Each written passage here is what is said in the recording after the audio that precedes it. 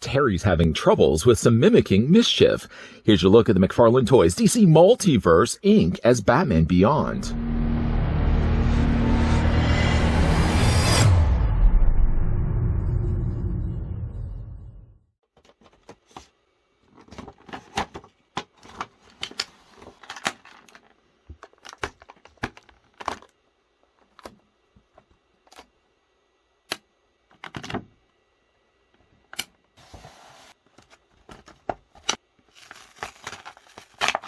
A shapeshifter who can take total control over a liquidized body. Ink can change into any form imaginable, including deadly weapons to inflict damaging strikes.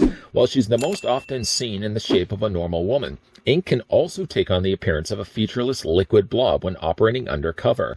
Whether sneaking into a restricted area or battling an enemy, Ink's unique physiology and super strength make her one of Batman Beyond's most dangerous foes. Now, in an attempt to frame the superhero for a crime he didn't commit, Ink has disguised herself as Batman Beyond and is causing havoc across the city. The first little bit of intel we'll get on this imposter is just exactly how tall Ink stands as Batman Beyond. I suppose it stands to reason that yes, it is just in fact the same body mold as what we've already gotten before with the other Terry McGinnis's Batman. But still, what we'll do is we'll take the tape measure nonetheless, and we'll measure it to the very top of Ink's head. Now, obviously, this is just simply a repaint of that existing mold, and again, I'll bring more in those other figures in a second. But in the meantime, Ink stands at 7 inches in height, or the figure's roughly about 18 centimeters tall. This figure has been around for a while, and I wasn't really sure if it was a figure I actually wanted to pick up. I've seen countless times in stores, countless times online, and I thought, do I really need another Batman Beyond mold? Apparently I did, because I ended up picking this one up. I was over at Entertainment Earth buying other things, as I always seem to be doing lately, and they had this one on sale dirt cheap. I'll provide the link down below in the video description. The price was just too good to pass, and to be fair too, I also do like this mold anyways. To bring in the other Batman Beyond figures we talked about earlier, here's what she looks like, posing as the same figure as what we got before. This is the maskless version, the one that doesn't have the face guard in front of his mouth. This is the original Terry McGinnis. And of course, we also did have a look at the masked version, which initially was a variant to this one here, but ultimately got released with the Joker bot instead. And just recently, I guess not too recently, we also did have a look at the Entertainment Earth exclusive Battle Damaged Batman Beyond, which actually has one notable thing going for it. It had the visible mouth, which the other two Batman Beyonds unfortunately have not had up to this point. Visible mouth, yes. Not visible teeth, no. As you can see, yes, it is using the same mold, everything from head to toe, except for, of course, the one that has the visor over the mouth. That one has a different tooled head. But all the rest of them are exactly the same as Ink that we're about to have a look at here. The only thing that really is technically unique about this figure that hasn't already been available with the other McGinnises we looked at before is, of course, the included trading card. Trading card is not necessarily the thing that is unique. It's the picture that they used on the front, which once again is using figure photography. Just to again drive home the fact that this isn't a true Batman Beyond, you can see once again it says Ink as Batman Beyond. Hoping at some point we are going to be getting ourselves a true Ink, because truth be told, this is just simply a repaint. On the back, you can pause this for yourself. It is also so happened to be the same read-up I read at the beginning of the review. Fancy that. Going to put that to the side. By the way, noted, the card unfortunately is a little on the more bent side. Straighten that up, put it back into a card sheet, keep that all pristine and protected. Other things the figure comes included with is the flight stand. The flight stand consists of 2 parts. I'm going to go ahead and remove the neck for a second. So if you wanted to, you can display Ink just on her own, displayed with just a regular stand. You can see there's a peg on the top. And the thing I do actually like about these stands, to wish that they actually would have just used these regularly, is the fact that they're slightly elevated. It kind of just gives them a little more of a pristine look to them.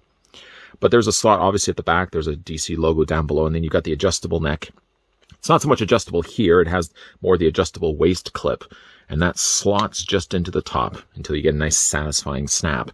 So again, like, you can attach the figure via the peg right here, or you can also attach the figure via the waist clip that opens and closes here. Just to quickly show you, we're going to go ahead and just move the wings out of the way. Yes, the wings are exactly the same too, although been painted differently. You can clip this around the waist of Ink, as similar to what we had done already with Batman Beyond. Or you can also do too, is you can take it and bring it forward if you prefer to have it in a flight pose instead. Granted, you probably will want to have the head up so she can see where she's going. So that's the same as what we've gotten already before, just taking and moving the stand out of the way because we don't need to look at it for the rest of this review. The other thing the figure comes included with is the Batarang. Now, I'm going to bring in the other Batarang that came included with the one we looked at before. As you can see, it's already the same shape from one to the other. And unfortunately, it has been repainted. So all the things that come included with ink are essentially just the same figure things, except just repainted, like the wings, splattered with the blue across from tip to tip, top to bottom. But other than that, it's just the exact same mold. I kind of would have wanted this, I think, instead just to be all black. The blue added with the black just seems more like an afterthought than anything else. And it's, once again, extremely thick. Going to put that to the side. The figure also comes included with some displaying hands. If you want to have her holding the Batarangs, for example, you can take, being the Batarang is, after all, pretty thick, you're going to have a grip that's wide enough. And these hands definitely do the job.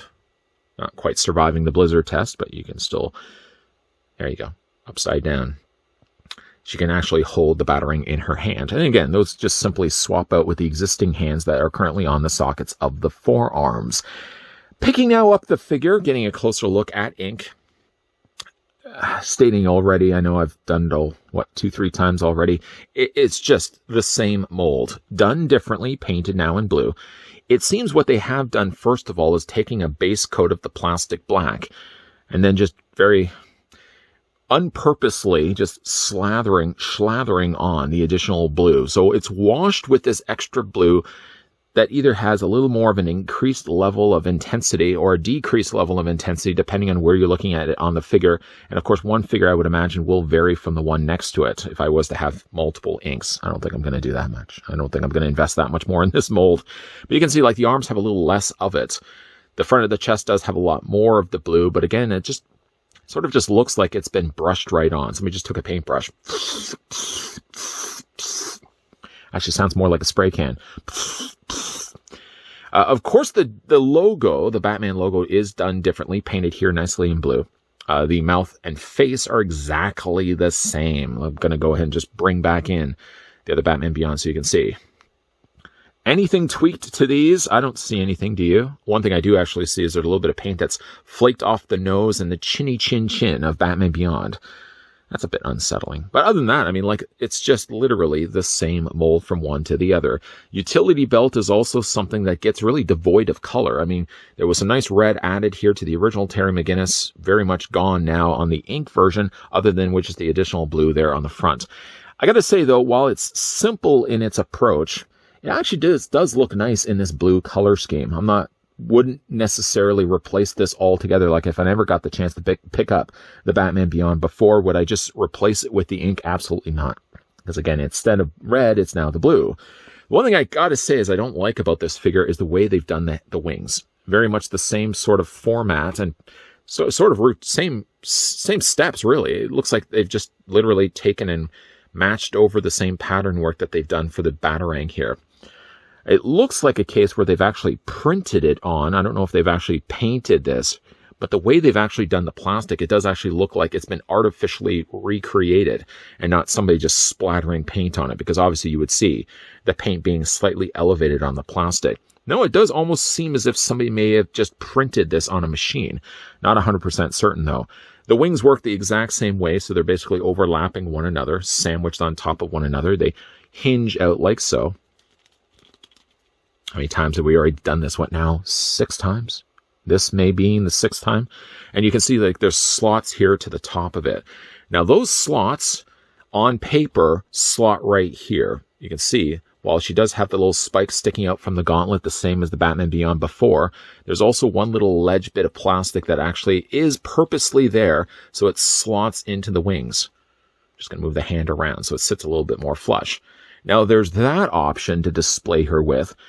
I'm sometimes more keen on the idea of actually spinning the arm around and hooking the longer of the 2 spikes into the wing as well. Because now you've got the hand, well, the hand you can always twist, but the form, I think, seems a little bit more natural than having the arm going the opposite way. Just to show you. Not that it really matters, because technically you could just rotate the forearm anyways. But I just like the look of it a little bit more. This is a tabbing it the way it should be. This is the tabbing it the way I like to display it. Again, you can do either or if you want. Untabbing those for the time being. And bringing back down the wings. Yeah, I gotta say, like, the wings are the thing I like the least about ink here. I mean, obviously, I'm not crazy about the fact that when it came to an ink figure, instead of actually giving us a true ink, a blobular character like ink, with a little orb of the eye in the middle, I think I would have just instead preferred that, instead of essentially just giving us a Batman Beyond figure that's been recolored. I gotta feel like this is just a stand-in until eventually McFarlane Toys does decide to do a true proper ink. For what it is, for color-wise, I do kind of like the blue. I just don't like the coloring of the wings. I think the splattering effect is way too 80s for my liking. For the articulation on ink, though, as Batman Beyond, the head does rotate all the way around on the ball joint. Looks up pretty good, actually, too. So if you're looking to put her on the clip, having it down like this, she could see somewhat the way that she's going. Head looks down pretty good as well. And you can also rotate the head all the way around. Shoulders come out as they normally would have been the case with the other figures as well. There's the little socketed joint that actually serves more the purpose of just kind of concealing the joint than anything else. I know back in the earlier reviews of these, I always thought that actually increased the reach of the arms, but I think it's actually more so just to conceal the joint than anything else. Arms rotate all the way around. You could do this until, of course, the cows come home if you want to. She has a swivel at the bicep, double hinge on the elbow. Yes, deja vu. We've already done this before. I know we have. Several times. Hands rotate all the way around. The figure does have an upper torso ball joint. Figure also has a lower torso ball joint. It's a little harder to see. It's concealed behind the utility belt. And then you've got the ratchet joints once again for the legs. You can take the legs and move them forward. You can move them back. There's a mild, very mild swivel, simply just the way it's attached to the ball sockets there on the inside. Double hinges on the knees. I'm poking myself by the ends of these wings. Ow. Double hinge on the knees. And then, of course, the ankle articulation, not only this way, but also this way as well. And there's some toe articulation too as well. I don't think a review like this will sell you necessarily on the idea of picking up ink here if you already have, for example, this guy here, getting his feet completely level flat. Obviously, if I had the choice and I had both figures in front of me and just the amount to buy one figure, my attention would be focused here instead to the more traditional looking Terry McGinnis. Still, though, I kind of like the idea of ink, not like looking like this necessarily, but I kind of like using this mold and just painting it slightly different. Sort of in the way it kind of looks like red Superman and blue Superman. Remember when he became Energy Superman? I kind of get sort of that same similar vibe here. This is sort of like the cherry slushy. This is like the blue raspberry. For that alone, and the price that I was able to find this for, I think nudged me in the direction of eventually picking this one up. I don't know if I would have recommended picking this up at the full price, but if you can find it for a marked down price, it's not that bad of a figure considering it really isn't a true ink. Giving the credit where I feel it's due, McFarlane's team does seem to be listening to fans of the DC Multiverse line. And while very issue-specific design characters, those aren't going to be going away anytime soon, so you're still going to be getting a Batman that was part of a 4-6 issue run that probably some of you may not have even read. We are going to be getting classic-looking characters too, and that has me extremely excited. It opens the door for a part of collectors that really have not yet up to this point, invested in DC Multiverse line. Picking up a White Knight Batman, you may not even know who that is. But to put out a classic mega-sized Bane, on the other hand, that gets a lot of tension going. And they're also following that up with a Booster Gold Blue Beetle 2-pack, and just recently they've shown images of a Nightfall Azrael Batman. So why I say all of that, even though it has really nothing to do with Batman Beyond, I think McFarlane's team is starting to see that while it's still nice to put out the issue run, and they probably have to have a quota met, tying themselves up, of course, with DC. DC is probably saying, okay, you also have to be releasing stuff that's specific to our issues. I definitely think that they're now starting to see that it's good also to kind of go back in time and release the classic design characters. And why I, again, say that for a character like Ink, while I feel like this Batman Beyond is truthfully a phoned-in simple repaint to the one we already got before, if they see that there's potential, maybe down the road we may get ourselves a true Ink with swappable head, swappable arm attachments. Why not? There's definitely, I think, collectors out there like myself who would definitely be interested to pick up characters like that. This stands that in for the time being. This is all this is. This is just a stand-in until eventually we do get ourselves Ink. I'm probably not even going to be putting this on display with the intention of telling my friends, oh yeah, that's Ink. That's Ink posing as Batman Beyond. For me, that's just going to be like a blue shaded Batman Beyond. This is a figure that I wouldn't necessarily recommend paying full price for unless you really like the mold. I like the mold already, but not to the point where I wanted to pick this up at the full price. I've seen this figure countless times, say at my Toys R Us, and the price point I think was like $30, $35. Didn't want to pay that. But I did find one online over again at Entertainment Earths, and they actually had, I think, even halved the price of the figure. And being already on the fence, not sure if I wanted to get this mold again at the price that they were offering it, was too good to pass. And again, if you guys are interested and kind of again on the fence like myself, I'll put the link down below in the video description that will take you on over to Entertainment Earth's website, providing again they still even have the stock still available. Get in on it if you guys kind of, you know, I don't know, do I want to get another Batman Beyond? You're sort of saying outside in the backyard, who's this guy talking about Batman Beyond? But if you're on the fence, have a look on their website, see if the price is good enough to now venture off into getting this one. And then again, we just can only hope that with the way the direction that the company seems to be going now with new McFarlane Toys, DC Multiverse figures, not the movie Maniacs, but DC Multiverse figures, maybe we will get ourselves an Ink at some point down the road. We can only have fingers crossed at this point. But in the meantime, though, if you guys certainly enjoyed this video, why not hit it with a like? If you're loving the content that you guys are seeing and certainly want to stick around for more, make sure you hit the subscribe button down below and turn on the bell notification and come back, because while we have wrapped up the review for a stand-in Ink for Batman Beyond, it's not Ink. Who are we talking about? There's definitely going to be a lot more newer DC Multiverse figure reviews coming your way. As always, guys, thanks for watching. See you guys next time.